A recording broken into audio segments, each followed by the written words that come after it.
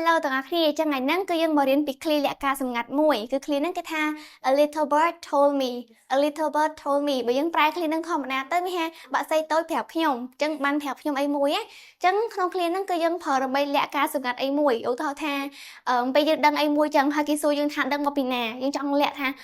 យើងដឹងប៉ុន្តែអត់ចង់ប្រាប់ថាដឹងពីណាទេចឹងយើងអាចប្រើ clear ហ្នឹងបានចឹងគេប្រើប្រាស់ពាក្យហ្នឹងនៅពេលដែលយើង when you know about something but you don't want to reveal where you heard it នៅពេលដែលយើងដឹងពីរឿងអីមួយប៉ុន្តែយើងអត់ចង់ប្រាប់ពីវិធីសាស្ត្រឬក៏អ្នកដែលប្រាប់រឿងហ្នឹងយើងទេឬក៏កន្លែងដែលយើងដឹងរឿងហ្នឹងទេ yes គឺយើងអត់ចង់ប្រាប់ចឹងយើងប្រើ clear មួយហ្នឹងឧទាហរណ៍ថា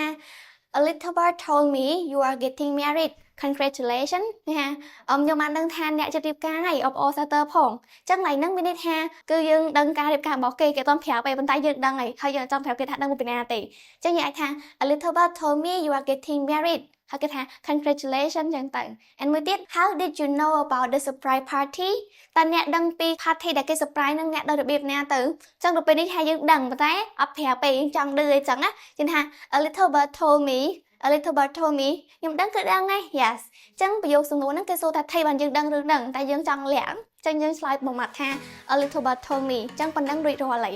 ចឹង that's all for this video thank you so much for listening bye bye